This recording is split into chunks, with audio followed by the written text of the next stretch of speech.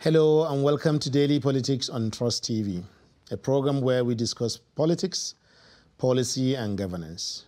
My name is Suleiman. Tonight, we'll look more at the approaching party primaries, in particular in the People's Democratic Party, the PDP. In just about 2 weeks, Nigeria's political parties will have completed their primary conventions or congresses, both at the states and federal levels. According to the new Electoral Act 2022, all political parties must submit the names of their candidates to the Independent National Electoral Commission, INEC, by 3rd June 2022. That is less than 3 weeks from today. And over the past week, the battle for the votes of the party's 3,700 delegates have begun proper. You too, the viewer, must have observed that the party's presidential aspirants have been virtually on the road in recent weeks, visiting and consulting with delegates across the 36 states and the FCT. Speaking at his meeting with delegates in Abeokuta at the weekend, presidential aspirant and governor of the Rivers State, Nyesom Wike, said he is the only candidate in the party that can defeat the ruling APC. He said further that he will end banditry in 6 months if elected. Also, while addressing party delegates at the government house in Asaba, Delta State at the weekend, former vice president and the party's candidate in 2019, Atiku Abubakar, pledged to restructure the country if elected. While on his own visit to the same state to woo the same set of delegates in Asaba, another PDP presidential hopeful, former president of the Senate, Dr. Bukola Saraki, said Nigeria needs a courageous and business-conscious leader to tackle security and economic challenges facing the country. In other words, the name of the game is hot right now. Even if lingering issues like zoning, Southern presidency, Igbo presidency, or consensus still remain within the party. So tonight we ask, how is the PDP presidential race shaping up so far? How will the party's flag bearer be elected or selected? And above all, how close is the PDP from unseating the APC in 2023? With me in the studio is the insider of insiders. He is Malam Adamu Maina Waziri, a former Minister of State Agriculture and former Minister of Police Affairs during the government of Goodluck Jonathan. He is also probably the longest sitting board member of the People's Democratic Party. You're much welcome, sir. Thank you. We'll take just a moment's break. When we return, we'll go straight into it and bring you what the PDP presidential aspirants are up to, and more importantly, what the PDP is up to as we move towards 2023. Stay with us.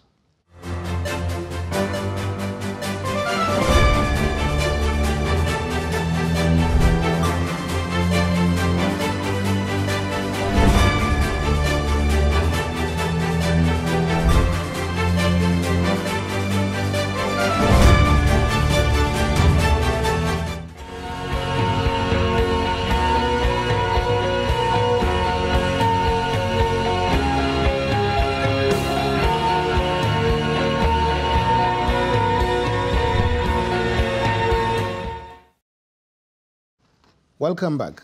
This is Daily Politics on Trust TV, and we're discussing the PDP presidential primaries approaching anytime in the next 2 weeks. So, sir, maybe we begin from the bigger picture, and then we move slowly to deal with the details, to raise the question of what the PDP are doing or have done in terms of thinking towards unseating the APC in 2023. Are you close to that in your strategies, in your thinking? Thank you, Suleiman. Yeah. At best, one can say your question is rhetorical. Okay. I, for one, sitting before you, I sleep and sitting the APC.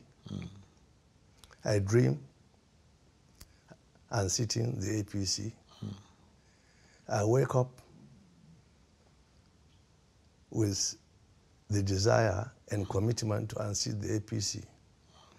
And I'm one out of a multitude of Nigerians within the PDP or without the PDP who wants a change of leadership in Nigeria. Let me also even hazard to say that even among the APC, there are people that are genuinely concerned about what Nigeria is, that is falling short of what they expect Nigeria to be or what Nigeria should be. So there is a general consensus that there must be a change using the democratic processes of the 2023 elections at all levels in Nigeria. We on the PDP want to be on the winning side, and that's what we are canvassing. But thank you. But that's quite interesting, isn't it? You know, some people are feeling that okay, the PDP wants to take power from the APC, but itself, instead of speaking to Nigerians about what it wants to do, what agenda that it has for Nigerians, it has been embroiled in the past several months on issues that some people, you know, don't understand. Consensus, you know, candidates or zoning, southern presidency, this sort of issues, rather than, like you said, issues that will speak about change of leadership, which many Nigerians are actually yearning for. Well, Suleiman, let me say that there is a media conspiracy against the PDP, okay, whereby the attention of Nigerians is being diverted to induce negativities of the PDP. While the attention of Nigerians should be on the failures of the government that is daily affecting their lives in terms of their standard of living, or in terms, life generally has become brutish in Nigeria. So the time now we are is a time where the parties will put their acts together to get the candidates that will lead the electoral contest at all levels, starting early next year.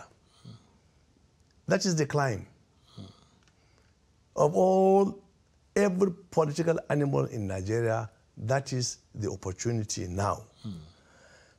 We are not going to Jojo. We are not going to fight over this matter.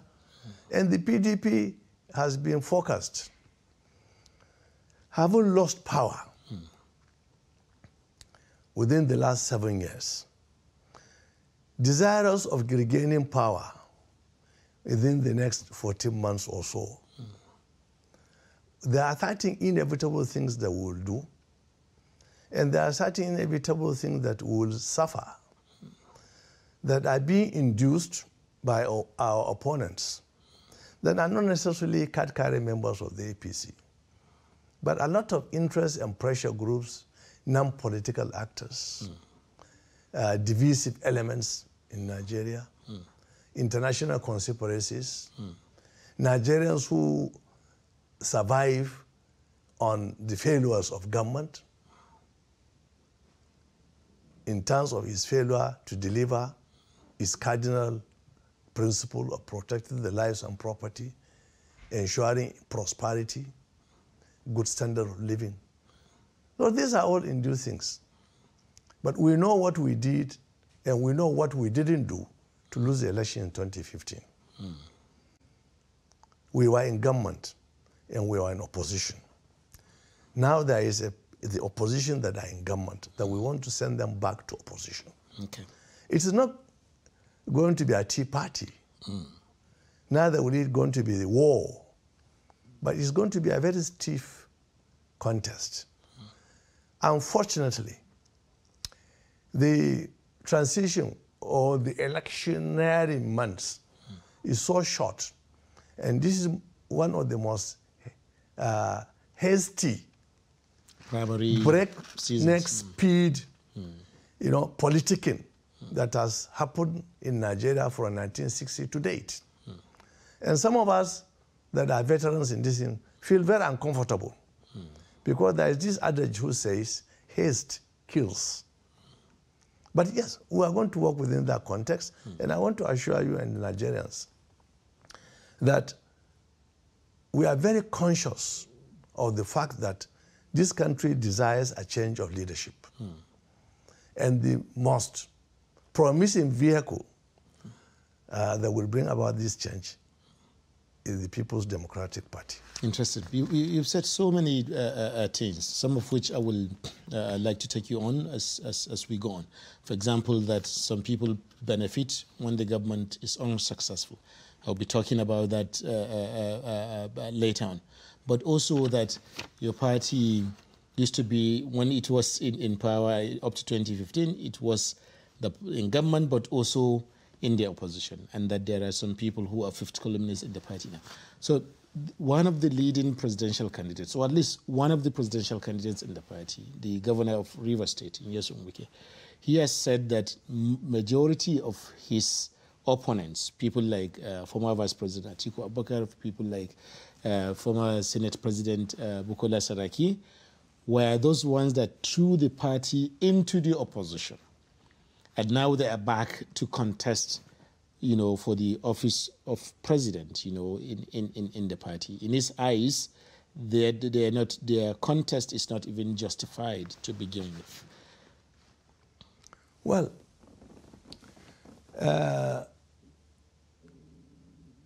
it's rather unfortunate that Governor Nyesom Wike will be making such unguided statements. Because if we operate on the basis of party loyalty, I want to say that what we should be espousing is that the worst presidential aspirant in the APC is better than the best presidential aspirant. The worst presidential aspirant in the PDP is better than the best presidential aspirant in the APC. That is what a loyal PDP man should do. I don't want to go into the debate of why did this man leave the party and join the party. But for every occurrence, there is a causation. In 2015, the PDP stabbed themselves in the belly with a sharp knife by denying internal democracy to its members who were aspiring for many elective positions.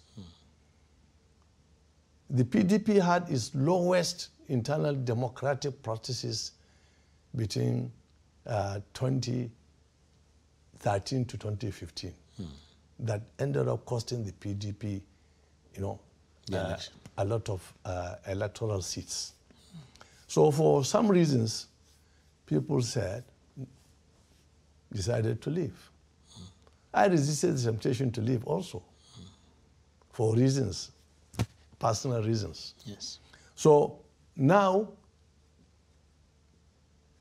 every PDP man there aspiring is a PDP, bona fide PDP member. And we don't expect a fellow PDP member to denigrate our members, especially an exalted person like Governor Nyesom Wike. I would like to say that in this climate, words spoken are expensive. They will be forgiven, but they will not be forgotten. So let us not do it. I think what all aspirants should do is to market their own competencies to PDP delegates that will give them the ticket to contest on their behalf. It's not every Nigerian that an aspirant should be talking to, because we are going for a primary election in-house exercise. And these are about 3,700 to about 4,200 delegates. These are the people that are going to decide who is going to be the candidate of the party. We should be speaking to them. As soon as we finish our convention, we will now be speaking to Nigeria and to Nigerians with a program of action, concrete. And in that thing, no holds barred. There is no amount of bullets that will not fly. But we will do it within the democratic norms. Thank you. And hopefully we have just about 2 weeks to find out, because your primary is coming up, or at least it's ending on the 30th of June. Of this very month, just 2 weeks from now. But before we get to that point, during this screening process 2 weeks ago, the chair of that screening committee, former Senate President David Mark, he said that 2 candidates were screened out, but he did not give names about who these candidates were out of the 17.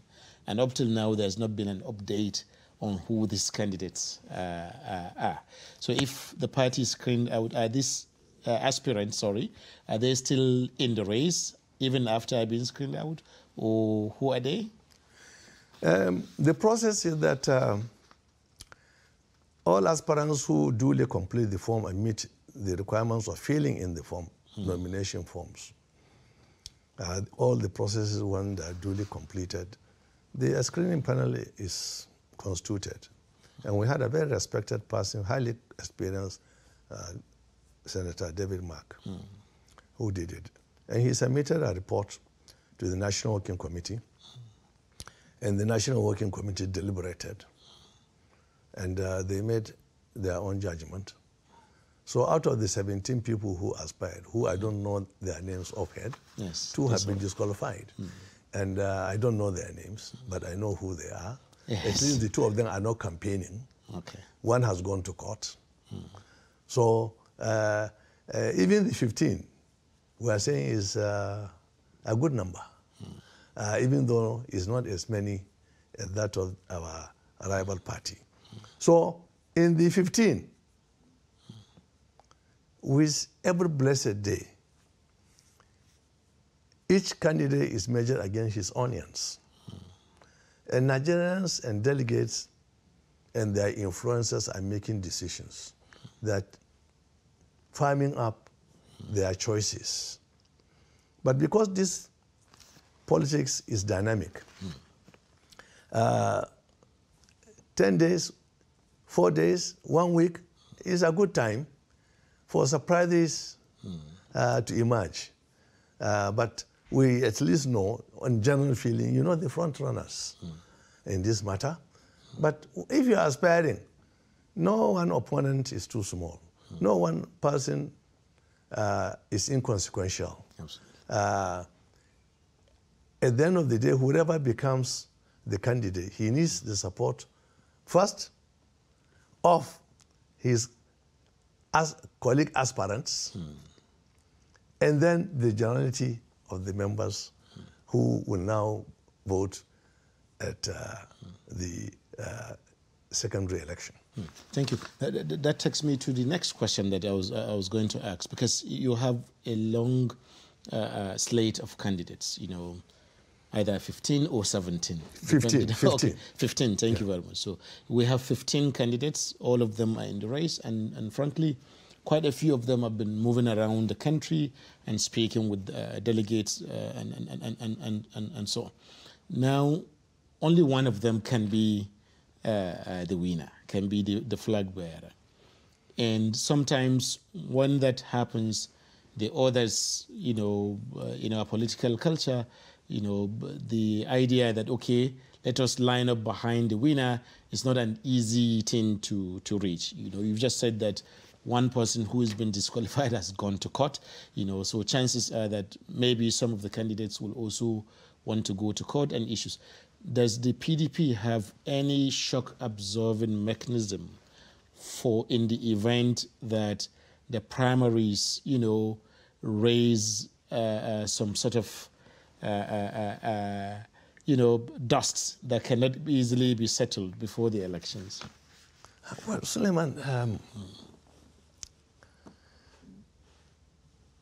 in the political arena today, the PDP is the oldest, formidable political platform for Nigerians to use to attain political power. We have been there since 1998. Are they more than the APC because they're in the opposition? Well, the APC was only formed in 2014, 2013, 2014. They are still suffering youthful exuberance. Okay. So, with all this experience, we certainly have the internal processes of the party for reconciliation, for arbitration, and for everything. That's why our opposition to the government in power have been very, very moderate. Because we don't want to exhibit exuberance such that at the end of the day you throw away the baby and the bathwater. And people try to say that when the APC was formed, they went on a terrible negative campaign spree. That if we intend to do it now, the fragility of this country will be worsened. For example, the APC led a demonstration against the then government of President Goodluck Jonathan when the price of a liter of petrol was increased to 87 naira. Today, God knows how much we are paying, depending on which filling station you go, and depending on where you buy in Abuja, and depending on where you buy in other parts of Nigeria. If we go on a massive demonstration like they did in 2014, the peace and stability of this country will be threatened. So based on these experiences, we are managing the situation so that we save the remnants of Nigeria for us to fix when we take over power. But this will imply that you're more, you consider patriotism more important than getting back power. And for a political party, that will be quite surprising. That, okay, if we go all out to do opposition politics against the government, it will upturn the whole cart of the country. So maybe let's go out of our patriotism. But you are in opposition. The real aim is to get back power. So which one is the priority? We cannot run away from our history. The history that the PDP produced 3 former presidents of Nigeria, probably almost over 100 governors, more than 200 senators, and countless others that were in leadership position. Having gone thus far, we need to be in the forefront of Nigeria first. Because that shows elements of responsibility, having had period of the exercise of authority. So, as I've said in a different forum, I am a Nigerian first before becoming a PDP man. I cannot sacrifice my Nigerianness for my party affiliation. I would rather remain a Nigerian and abdicate my PDP identity. That is why I'm in the contest to ensure that democratic processes are followed for us to recapture or regain power. And I know that even in the APC, many people are striving very hard to maintain the cohesion of the country in spite of the maladministration. The most prominent people in the PDP that had never had any history, or three that have never had any history of PDP blood in them, are three. President Muhammadu Buhari, the Senate President, Ahmed Lawan, and Femi Bajabamila. Okay. But if you look at the ministers, if you look at some of the governors, if you what look about Bola Ahmed at Tinubu, the Vice well, President? He is Not an in ordinary government party now. man. Okay. He is not Yes. exercising any authority. Yes. I'm talking of those that are exercising Yes. authority. Yes. You see, so when we meet in different environments, you see us exchanging banters. Why? Because we all know from where we came, and we want to know where we are going. Interesting. Thank you. So beyond that, just last week, you know, in the same presidential race across the aisle to the other party, Nigerians woke up to hear that former President Goodluck Jonathan, for whom you were Minister of Police Affairs, you know, during his government, you know, had obtained the forms. The forms itself went viral, you know, for the APC presidential candidate. As a long-term board of trustee member of the PDP, how did it strike you, especially as one who worked directly with the former president? Well, as far as I'm concerned, I'll say, well, the chicken had come home to roast. Any active colleague of mine in the PDP knew that the former President Goodluck Jonathan had parted ways with the PDP till 5 years ago. 5 years ago. Yeah. Over these 5 years or 6 years, he has abandoned any identification with the PDP. He never attended meetings of the PDP. We have had 3 conventions, he was not there. And of course, it's due to our privileged positions. We know some of the things that were going, the midnight meetings, the delegation upon delegations, the international assignments being given by the government to former president, and the rest of it. So I don't think the PDP is disturbed because we have since also given up that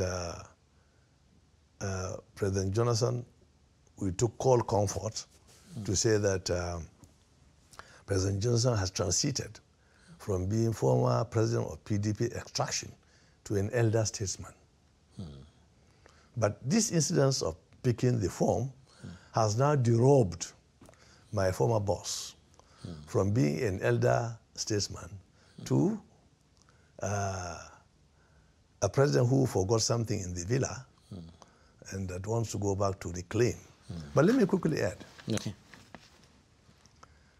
that for me and for many people in the PDP, we are very sure that the APC will never give their ticket to President Jonathan. Why? The easiest way for the PDP to regain power, is for the APC to field President Jonathan as his candidate. Interesting. That will be just handing it back to PDP. Maybe after a short break, we'll then go into the nitty-gritty details of the primaries, the upcoming primaries proper. But that will be when we return from a short break. Thank you for staying with us. So far, we've been discussing the PDP presidential primaries with one of the oldest board of trustee members of the party, Malam Adamu Maina Waziri. Stay with us. We'll be right back.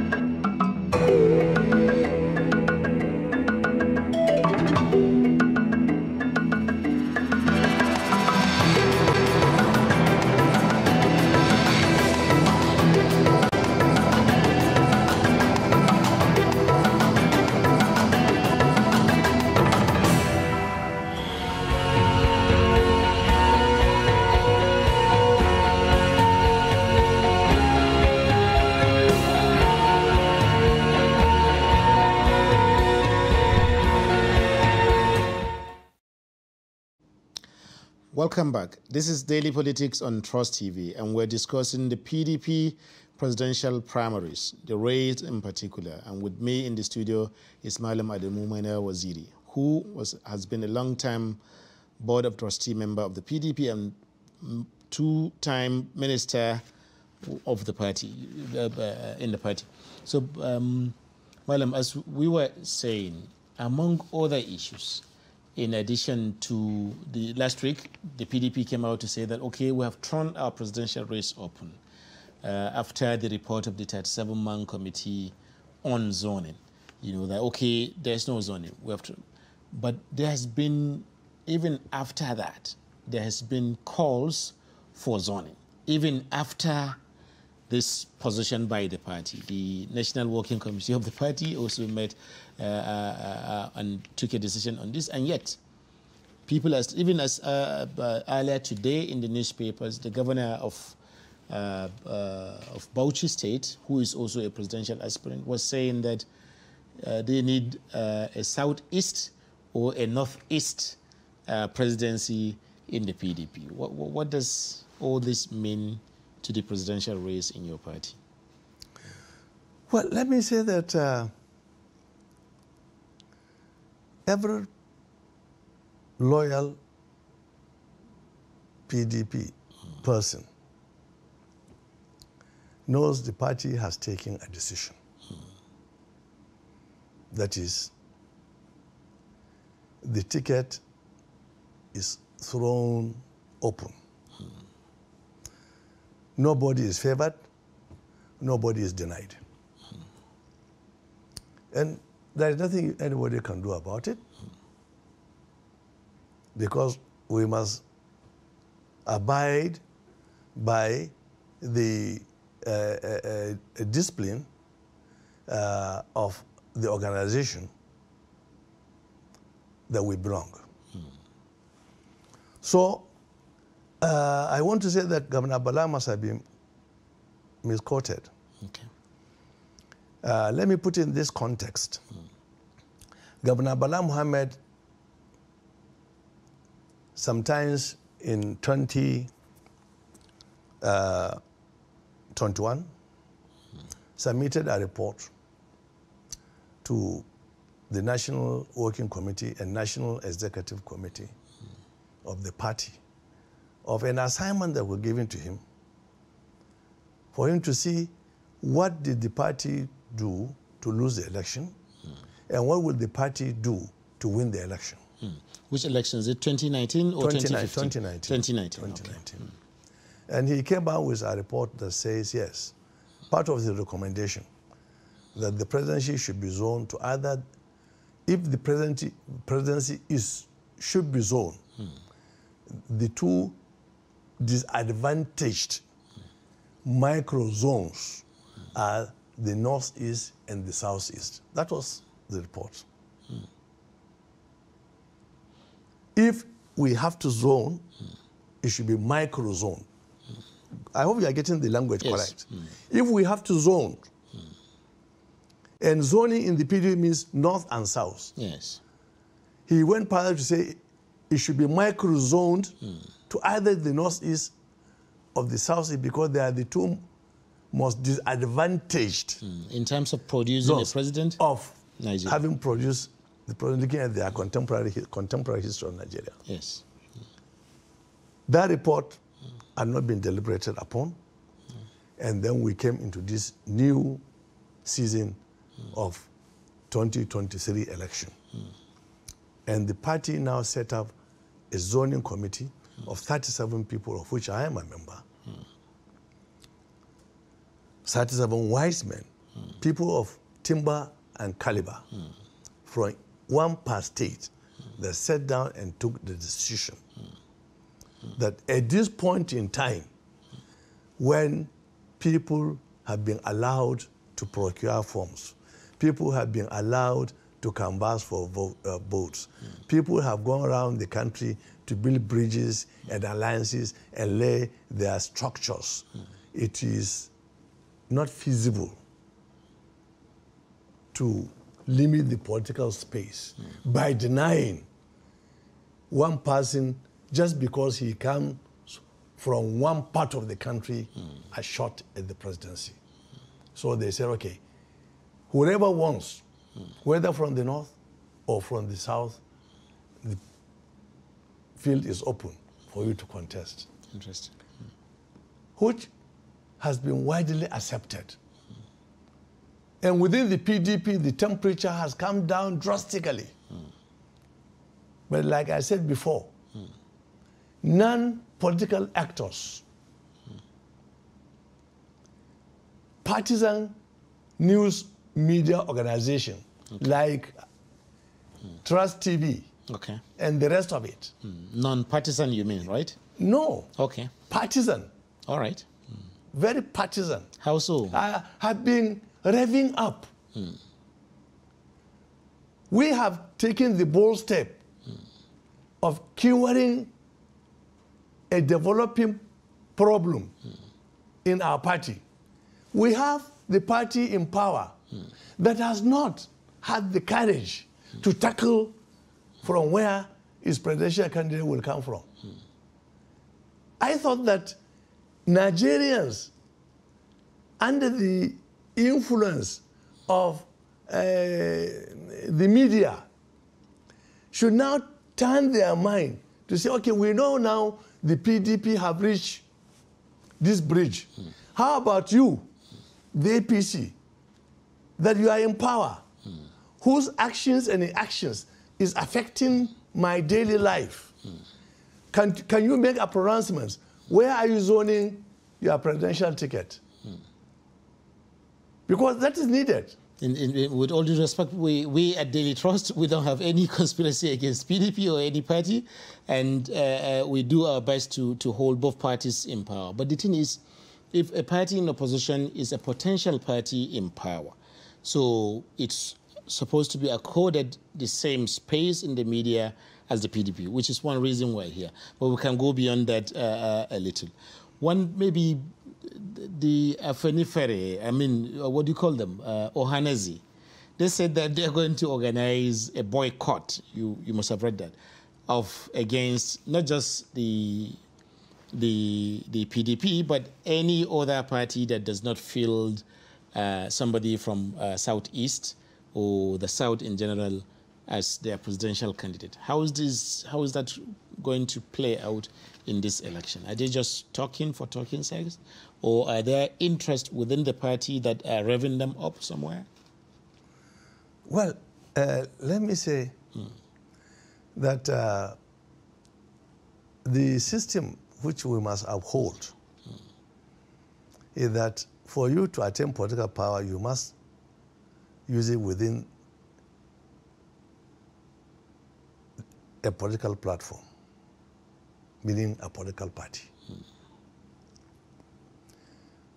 Northern Elders Forum, Afenifere, Ohanezi, Fandep, they are not a political platform for the term of political power. When Governor Rabiu Musa Kwankwaso did not find political space in the PDP and the APC. What did he do? He went into the archives and found a moribund party, NNPP, discussed with the leadership, acquired the mandate of the party, and he's reviving it to provide him a platform to make him attain his presidential aspiration.